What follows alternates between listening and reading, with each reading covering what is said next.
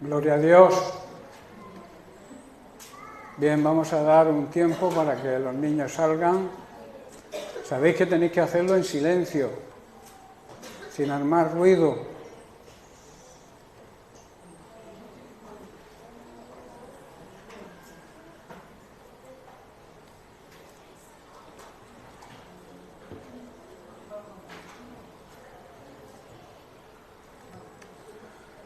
Vamos a prestar atención, cerramos la puerta y nos centramos, que nuestra mente no se desvíe a ningún otro tema que no sea escuchar la voz de Dios, que hemos venido a eso, ¿verdad?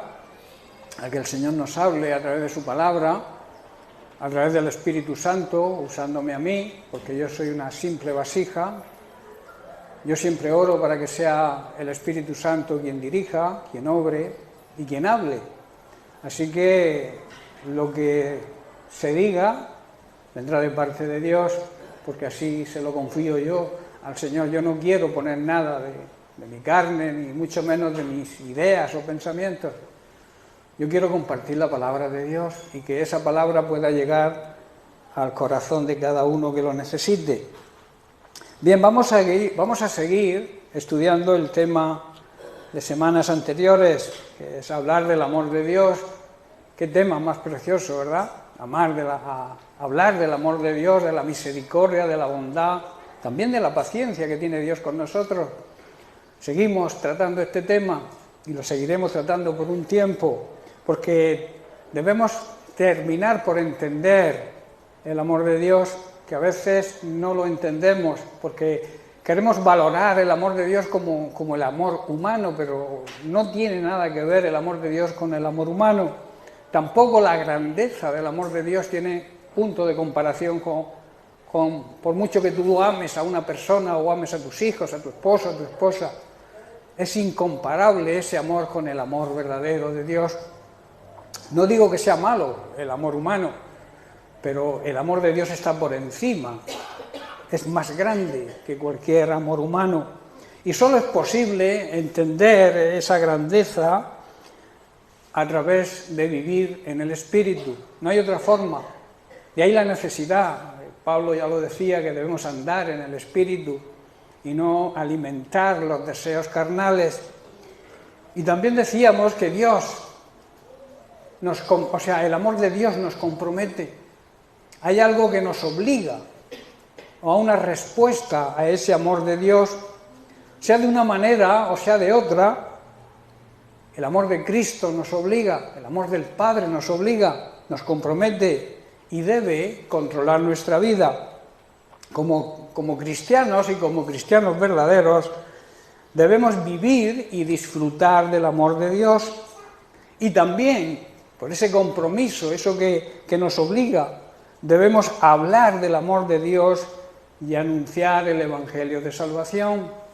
Eso es demostrar que tenemos el amor de Dios y que amamos a los demás, a nuestro prójimo, no solamente a aquellos que te quieren a ti. Incluso Jesús dijo que deberíamos avanzar un grado más, amando incluso a nuestros enemigos.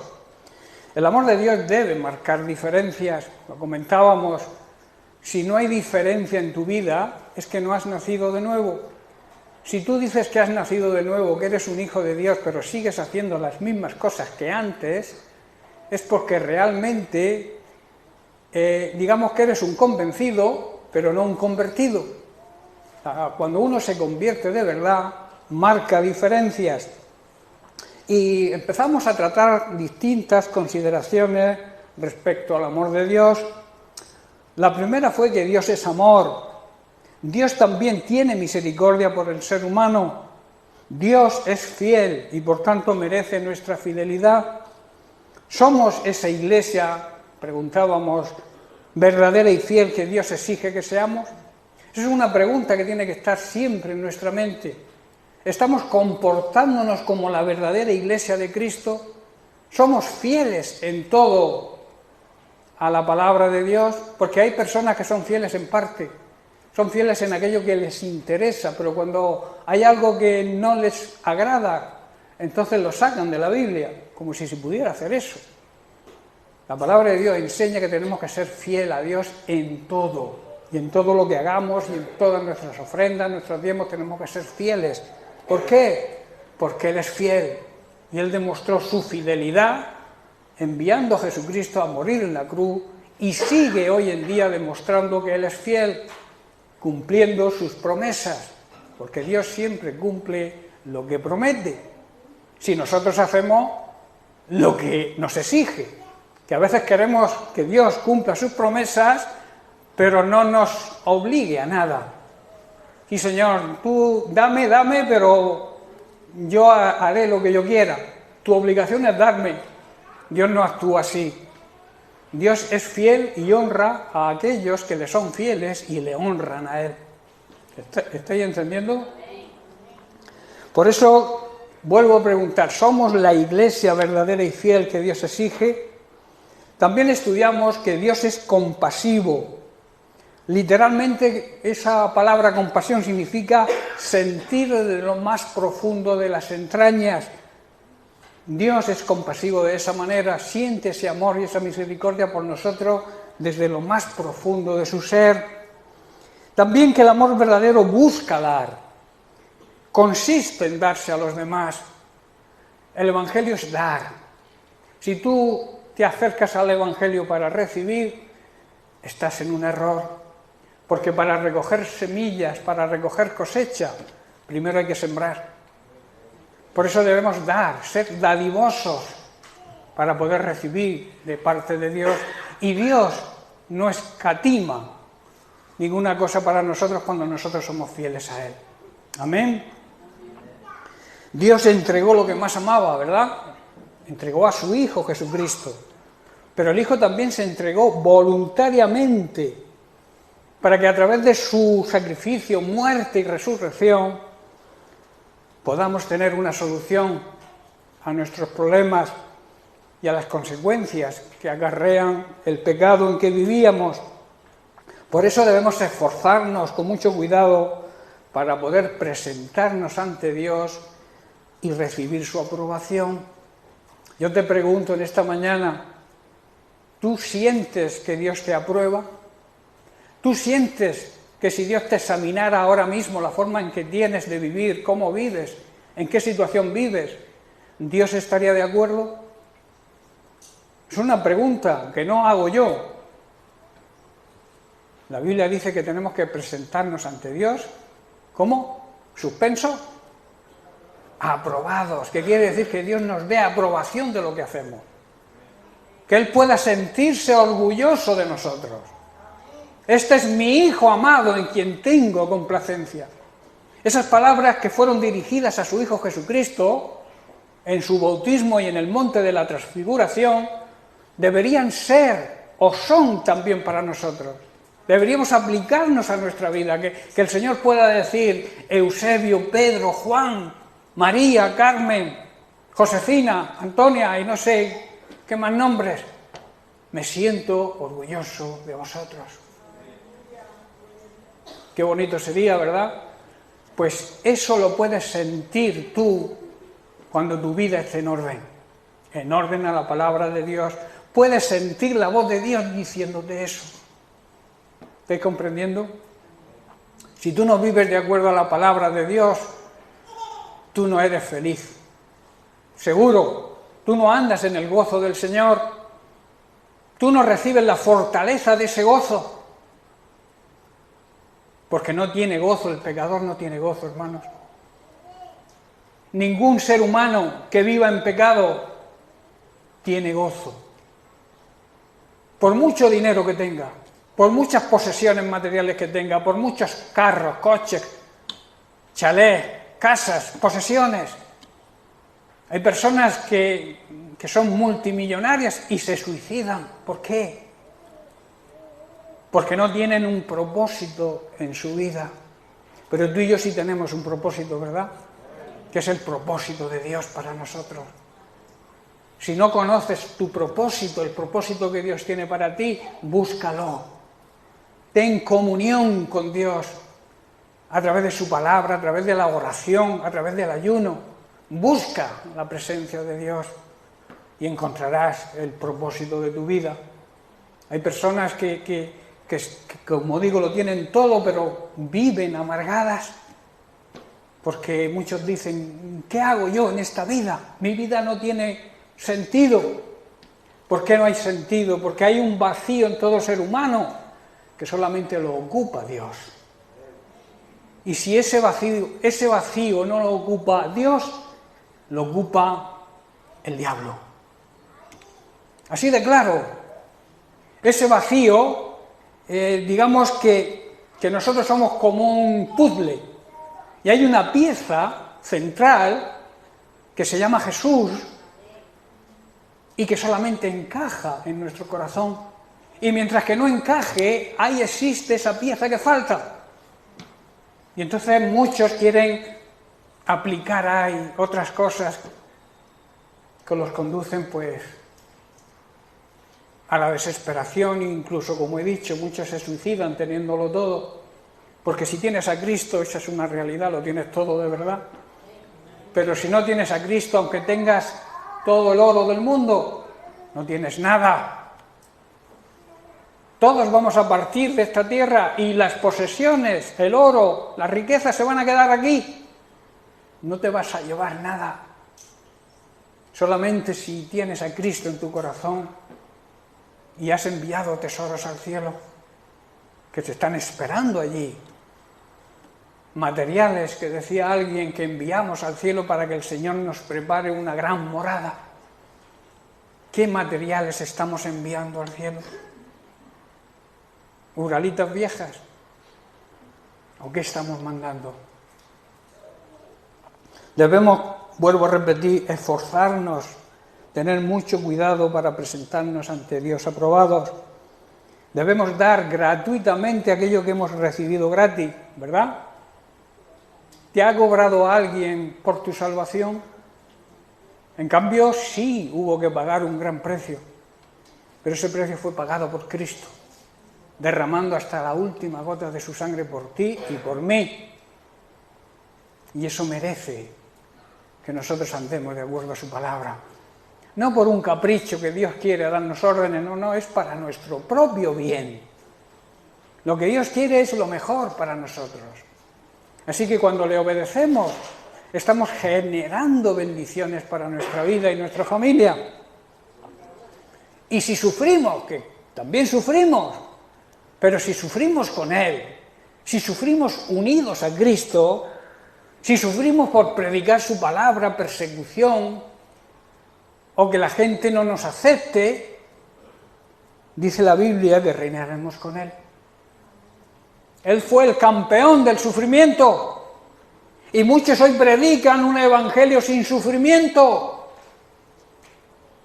El sufrimiento prueba nuestra fe. Y la vida cristiana es una vida de fe, y la fe tiene que ser probada, tiene que pasar por el crisol de la prueba. Así que si sufres por predicar a Cristo, reinarás, serás parte de su reino. Por eso también el amor de Dios dice que lo cubre todo. Lo más importante de todo es que sigamos demostrando un profundo amor unos por otros, que demostremos a los demás que nos amamos, porque el amor cubre, borra, perdona gran cantidad de pecados. Dios, de su gran variedad, y esto creo que lo tocamos la semana pasada o la anterior, porque la semana pasada tuvimos boda, Dios da una gran variedad de dones espirituales y talentos. Talento es una habilidad natural que se nace con él, y lo que nos exige es que los usemos. Si tú tienes un talento, úsalo para la honra y la gloria de Dios. Si tienes un don, que Dios, el Espíritu Santo, reparte los dones como Él le parece. Si tú tienes un don, úsalo. No prives a la Iglesia, porque el don es del Espíritu Santo, no es tuyo. Tú lo ejerces, pero es el Espíritu Santo que mora dentro de ti quien te empuja a usar ese don. ¿Estáis comprendiendo? Por eso, si tienes un don, no te prives, no le prives a la Iglesia de ese don.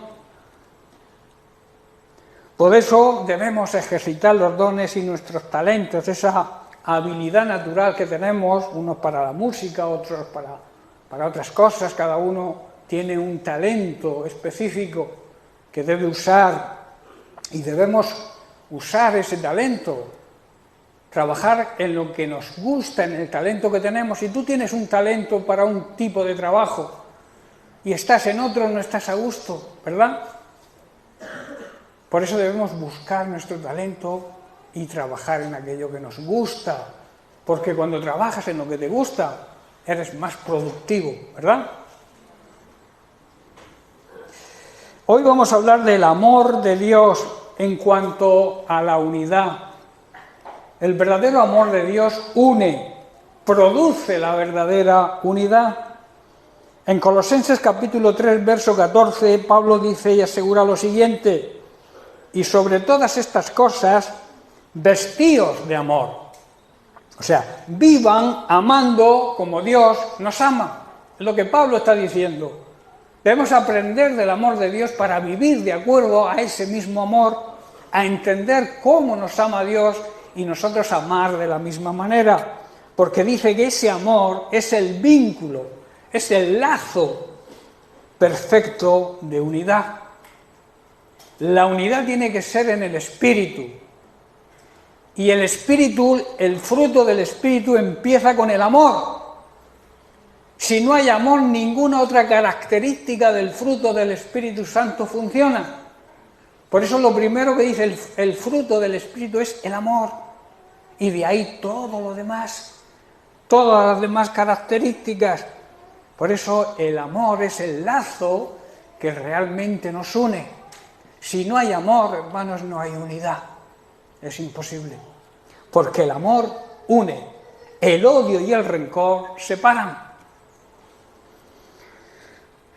Ahora, ¿qué espera Dios después de que conozcamos la diferencia de su amor y el amor humano?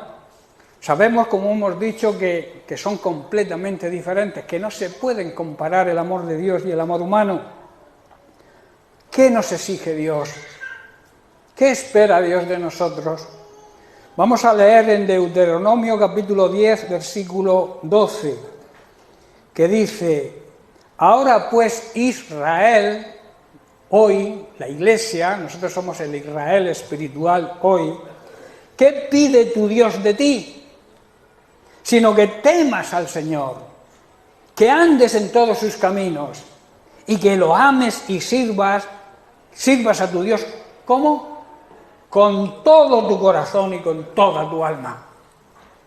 Así es como debemos amar a Dios, con todo nuestro ser. Y si amamos a Dios de esta manera, también nos amaremos unos a otros de la misma manera. Solo requiere, hermanos, Dios nos requiere, nos exige que le honremos. ¿Cómo se honra a Dios?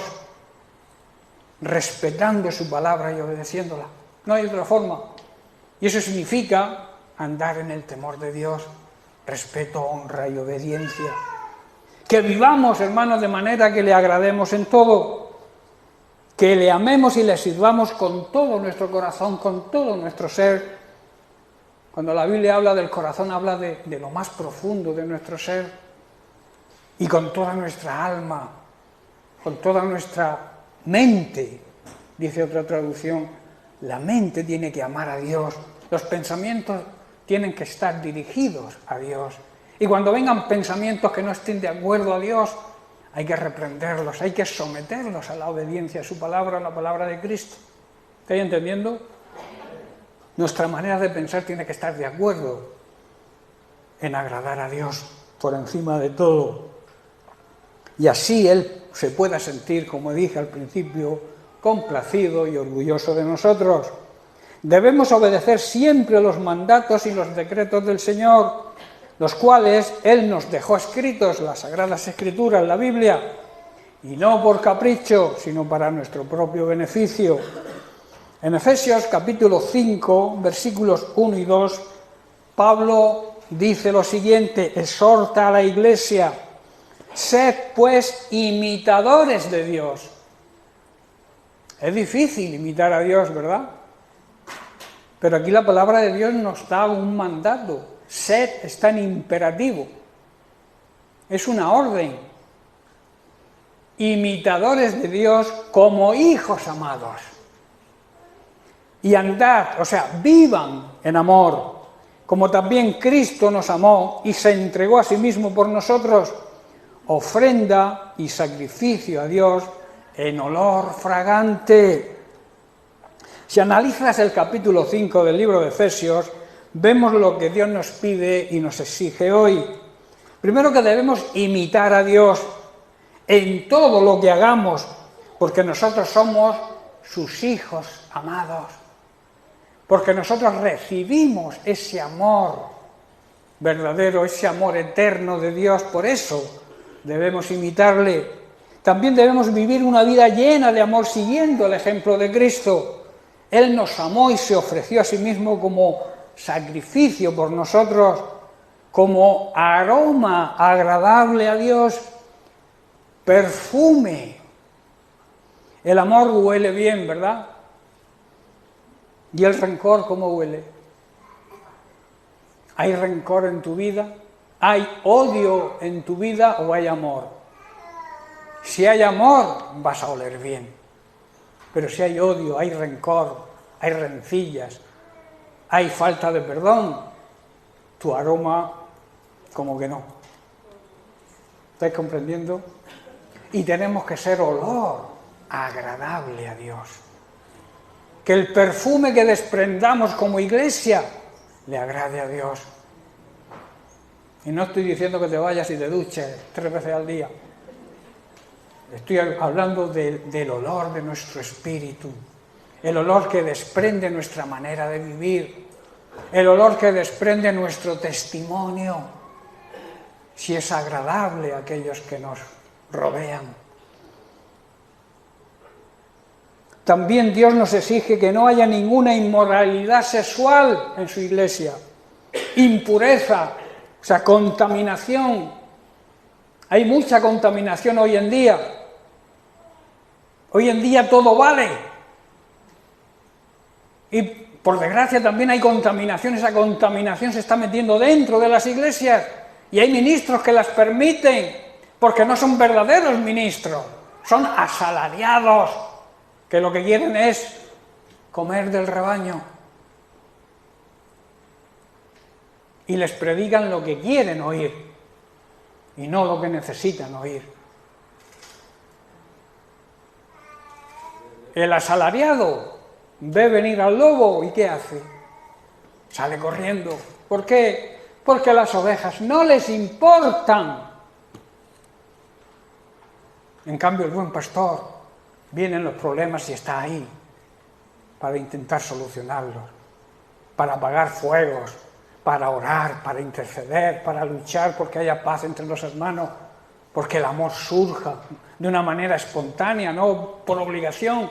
Tú no debes amar a los demás por obligación, sino de una forma espontánea, porque el amor de Dios ha sido derramado en nuestro corazón y está ahí.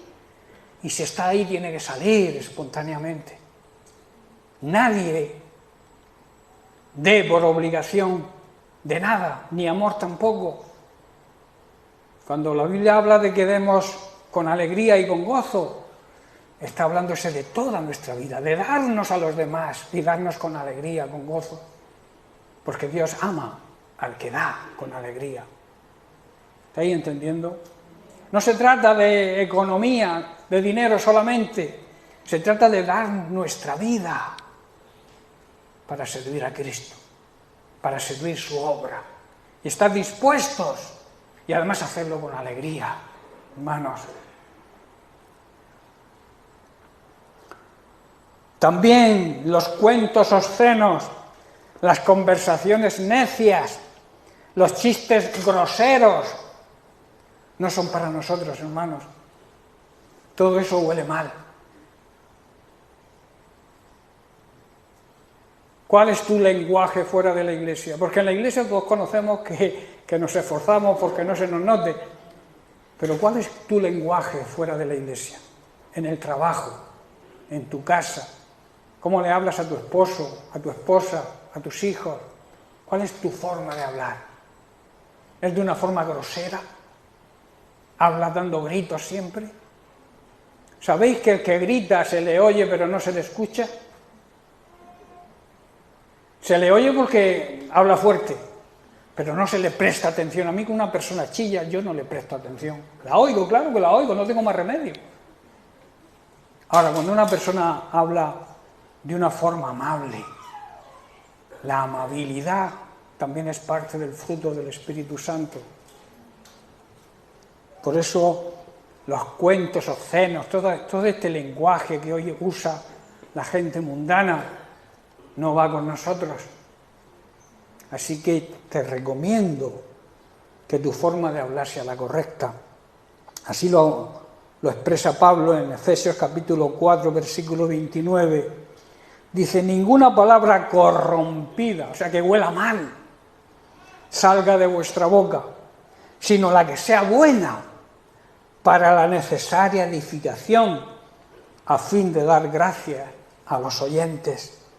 Hermanos, no debemos emplear un lenguaje grosero y ofensivo, que todo lo que digamos sea bueno y sea útil, a fin de que nuestras palabras resulten de estímulo, de motivación para todos aquellos que las oigan. ¿Estáis comprendiendo?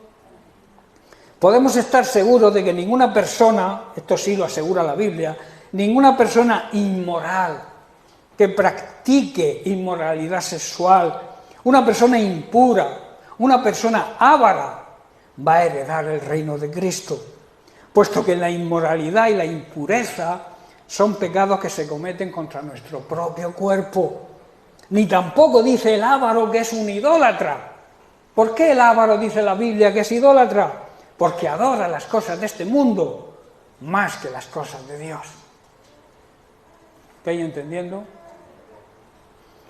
No debemos dejarnos engañar, por tanto, por los que tratan de justificar esos pecados. Hay personas que quieren justificar, incluso los llamados cristianos, quieren justificar esos pecados. Porque si intentamos justificar esos pecados, dice que el enojo, la ira santa de Dios caerá sobre todos los que le desobedecen, y además asegura y nos prohíbe participar en las cosas que hacen este tipo de personas. Y quiero hablaros un poco, daros unas pinceladas sobre la ira. En la escuela bíblica este jueves hemos estudiado profundamente el tema de la ira de Dios. El que quiera ver el estudio completo está en el grupo de la escuela bíblica. Pero quiero dar unas pinceladas para toda la iglesia. Los que estuvieron en la escuela bíblica esto lo saben. La ira, hermanos, es la respuesta emocional cuando se percibe el mal y la injusticia, y con frecuencia se traduce como enojo, indignación, cólera y también irritación. Todos los seres humanos, y también Dios mismo, expresan la ira, pero hay una gran diferencia entre la ira humana y la ira de Dios. La ira de Dios es santa, y siempre es una ira justificada. Cuando Dios se enoja, cuando Dios se airea contra nosotros, tiene razón. En cambio, la ira humana no es santa. Y muchas veces, la mayoría de las veces, rara vez, es justificada. Esa es la diferencia. El enojo y la ira de Dios van dirigidos hacia aquellos que no hacen su voluntad, que no viven de acuerdo a su voluntad, que viven en desobediencia a su palabra, no porque Dios quiera enviar esa ira, o no porque Dios quiera enojarse con este tipo de personas, porque son ellas mismas, al Dios darle la libertad, el libre albedrío de hacer lo que quieran, y eso no es negociable, eso Dios lo instituyó así y será por siempre. No culpes a Dios de la ira que te pueda venir por no andar en su voluntad, que muchos lo hacen, ¿verdad? La ira de Dios, hermanos, es como consecuencia, como digo, de no andar en el orden de Dios. Hoy en día la principal causa de la ira santa de Dios es el rechazo de su Hijo Jesucristo, el cual lo entregó, lo regaló por amor a la humanidad. Y de hecho el único pecado que hoy existe es no aceptar el regalo de Cristo, de la salvación que Cristo nos ofrece. Esa es la raíz, el único pecado y la raíz de que se cometa el resto de pecados. Porque cuando tú no crees en Cristo, cuando tú no aceptas a Cristo, no tienes conciencia de pecado.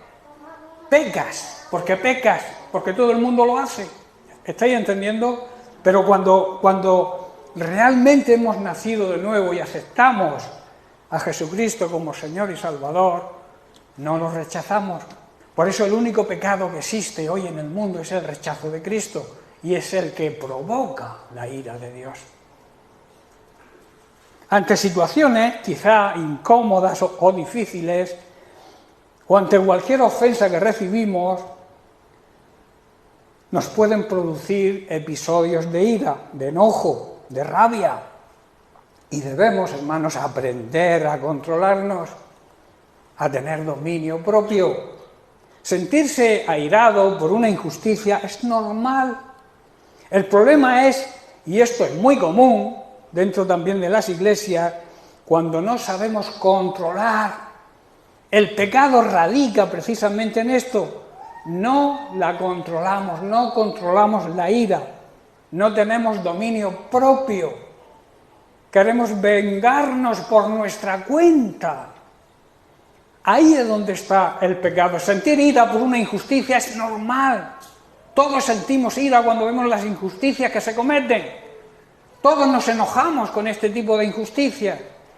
El problema es nuestra reacción. El pecado está cuando reaccionamos mal, cuando no controlamos la ira. Por eso debemos aprender a controlar y a dominar nuestras emociones y nuestro carácter. De ahí que debamos, como decía Pablo, a aprender del carácter de Cristo. ¿Sabéis por qué? Porque Cristo superó la más grande injusticia que ningún ser humano ha sufrido y supo controlarse.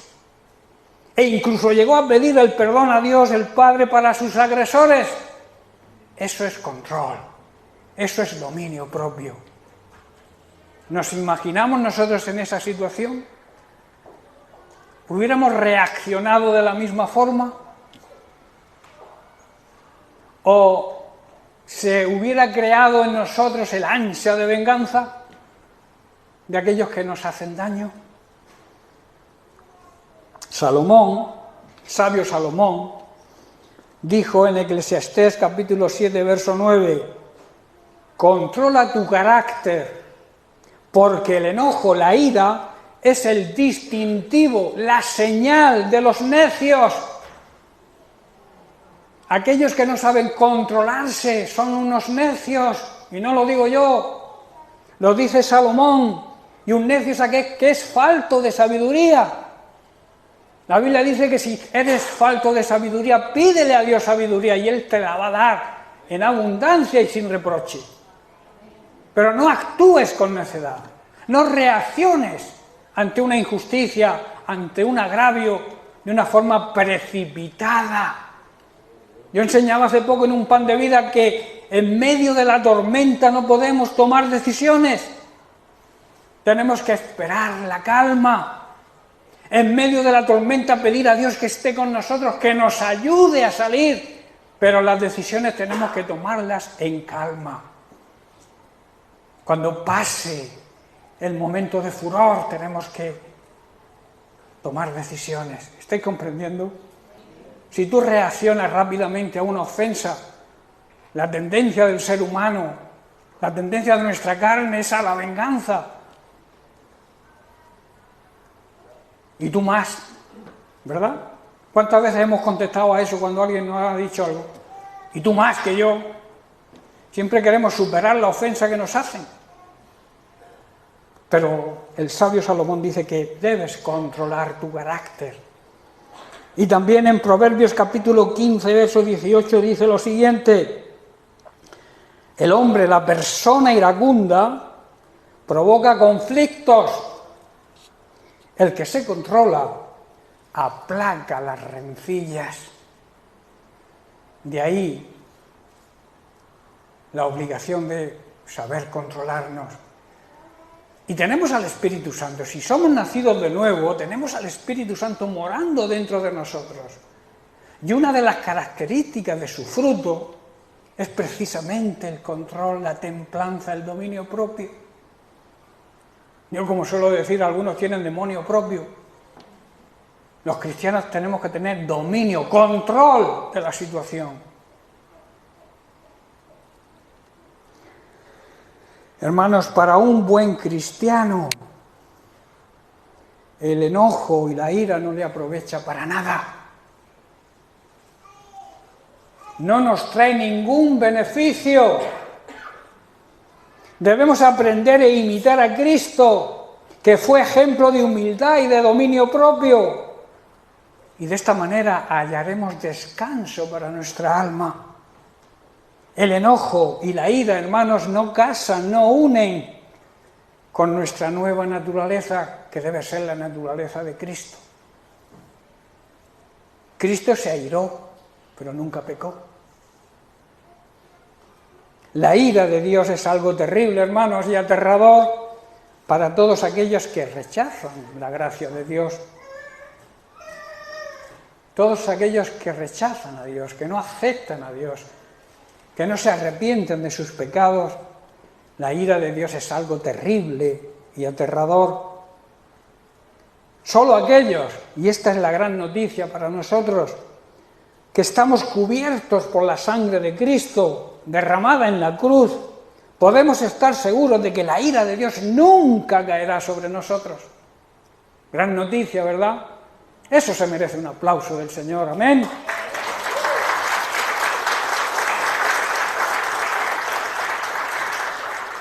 Así lo afirma Pablo en Romanos capítulo 5, versículo 9.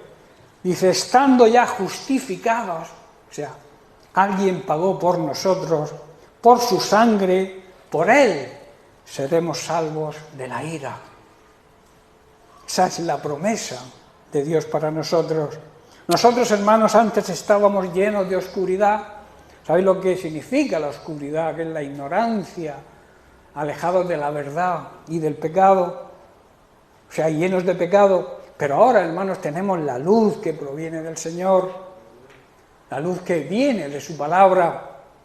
Por lo tanto, debemos vivir como gente de luz. Esa luz que está dentro de nosotros produce solo cosas buenas, o debe producir cosas buenas si realmente tenemos esa luz, porque hay quien dice que anda en la luz, pero sus obras demuestran que andan en tinieblas. ¿Te comprendiendo? No es lo que decimos, es lo que hacemos. Por eso lo que digas tiene que estar de acuerdo con lo que hagas. Si dices que eres cristiano, debes demostrarlo con tus hechos. Es imposible que un cristiano actúe en desacuerdo con la palabra de Dios. Por eso, si te considera un buen cristiano, aférrate a la palabra de Dios, convive con la palabra de Dios, vive la palabra de Dios, practica la palabra de Dios, aplícala a tu vida. Y entonces serás un reflejo hacia la sociedad que lamentablemente viven como viven. Cada día hay más problemas, hay más depravación sexual. Hoy oíamos una noticia que el acoso entre los adolescentes sexuales, el acoso sexual, ha subido en este año un 137%. ¿Todo eso a qué es debido? Al libertinaje, que están siendo bombardeados nuestros jóvenes, nuestros niños en los colegios, con estas nuevas leyes, con estas nuevas libertades, que pueden tener sexo cuando quieran, aunque sean niños. Eso es depravación. Eso es estar en contra de la palabra de Dios y de toda ética y toda moral cristiana. Toda persona que se precie debe cuidar sus hijos. Hoy están siendo bombardeados por todas estas ideologías de género, ideologías que son ideas. Ideología es una idea de hombre. Incluso algunas de estas ideas van en contra de la ciencia, de la genética, por ejemplo. ¿Cómo una idea puede estar por encima de una ciencia? Pues estamos aceptando todo esto. La sociedad está aceptando todo esto Y lamentablemente muchas de las iglesias también hacen la vista gorda. Y cuando se vengan a dar cuenta, llegará tu niño, tu niña, y querrá cambiarse el sexo. Porque es lo que les enseñan en el colegio.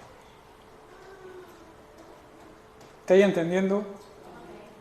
La depravación cada día es mayor y nosotros tenemos que ser ejemplo. Pero no solamente ser ejemplo, sino actuar como ejemplo.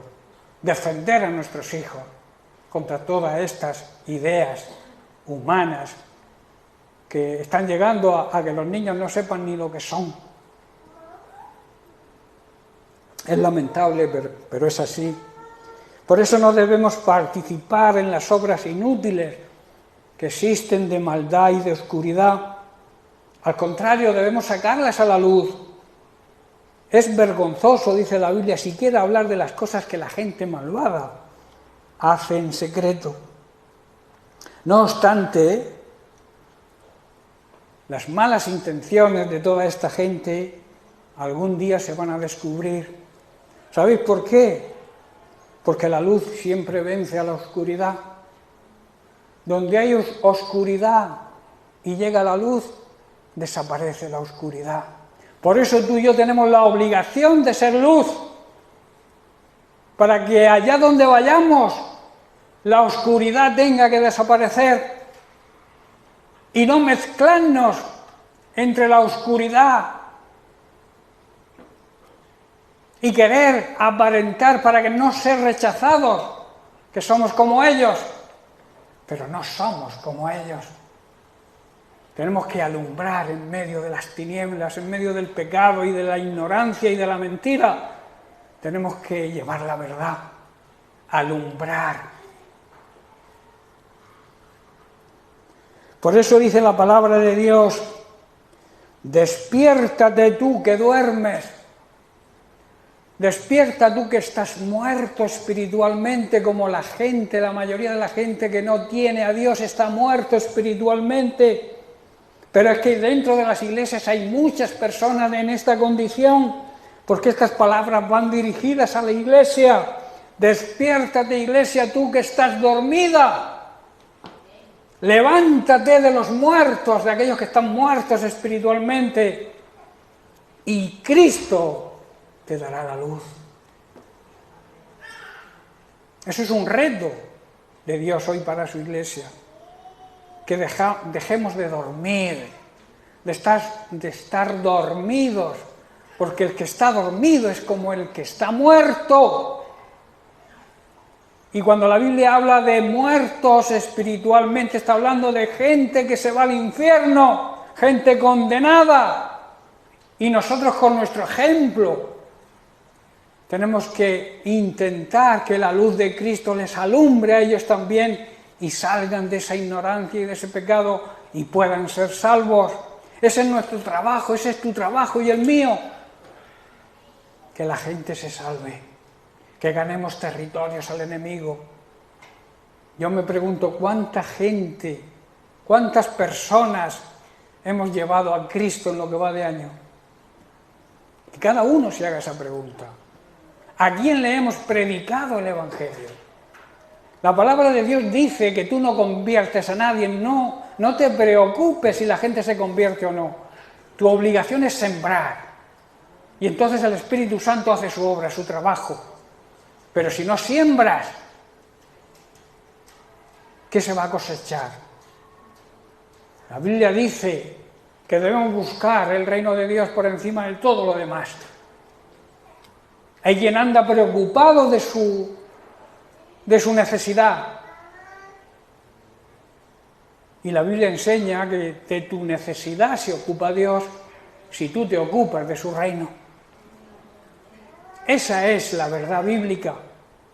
Por eso dice, busca, procura que el reino de Dios avance y despreocúpate de tu necesidad, porque Dios te promete que la cubre. Y eso es una ley espiritual. Lo mismo que existen leyes físicas, existen las leyes espirituales.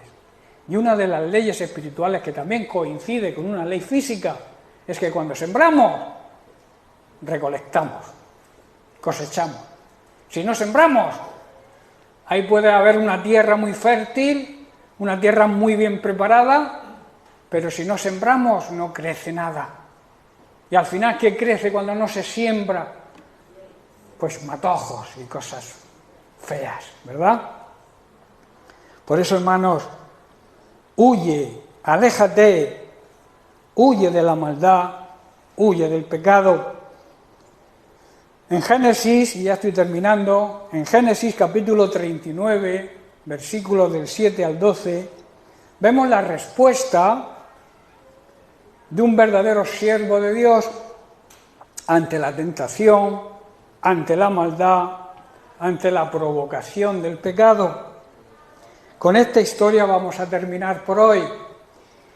Dice así el versículo 7, aconteció después de esto que la mujer de su amo, estoy hablando de José, puso sus ojos en José, o sea, empezó a mirarlo con deseos sexuales y dijo,